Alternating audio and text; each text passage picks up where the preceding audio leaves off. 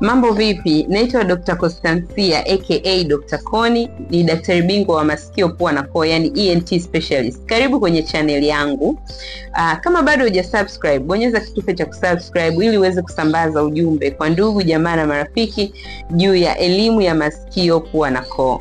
Leo niko hapa kuzungumzia juu ya uhusiano kati ya baridi, yani mazingira ya baridi, kunywa vitu vya baridi na kupata infection ama shida kwenye koo, kikohozi, mafindofindo ama mafua.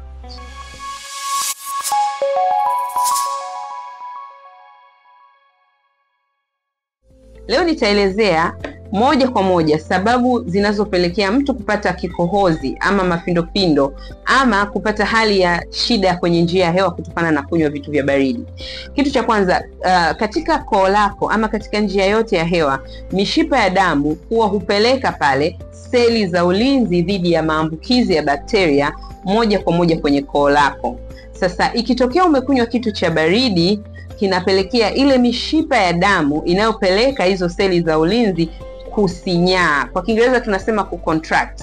Hivyo kupelekea zile seli za ulinzi zisifike eneo husika kirahisi. Na hii husababisha wadudu waletao maambukizi ya masikio, pua na koo au maambukizi katika njia ya hewa kukua pale kirahisi kwa sababu seli za ulinzi hazipo. Lakini pia kunywa vitu vya baridi hupelekea zile seli za kufagia vijidudu ama tunaita mucociliary clearance kuwa impaired, kuwa chini. Yani zile seli za kufagia vijidudu kushindwa kufanya kazi vizuri. Seli hizi zikishindwa kufagia vijidudu husababisha mrundikano wa vijidudu eneo la koo, eneo la mapafu, eneo la pua na katika njia yote ya hewa. Hivyo kupelekea maambukizi kupenya kirahisi na mtu kupata kikohozi ama mafindofindo.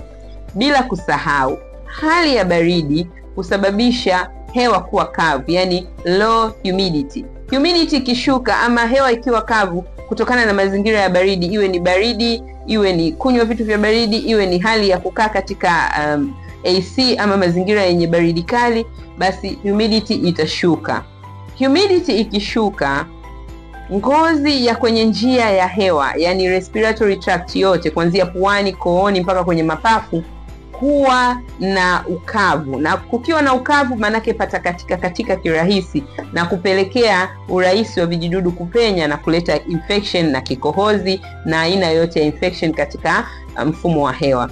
La mwisho, vijidudu vingi vinavyoleta infection katika njia ya hewa vina survive ama vinaishi vizuri kwenye mazingira ya baridi, hivyo kupelekea mtu akinywa kitu cha baridi wale wadudu kukua vizuri na inakuwa ni mazingira favorable ya wao kuota na kuzaliana. Hizo ndio sababu ama uhusiano wa mazingira ya baridi na kudevelop shida za kwenye njia ya hewa ikiwemo kikohozi, mafindofindo na magonjwa mengine mengi ya kwenye koo yanayohusiana na infection za bakteria. Asante kwa kunisikiliza. Kama una maswali, unaweza ukachat nami kwa namba zangu za WhatsApp 0718812108. Asante kwa kunisikiliza. Uwe na wakati mwema.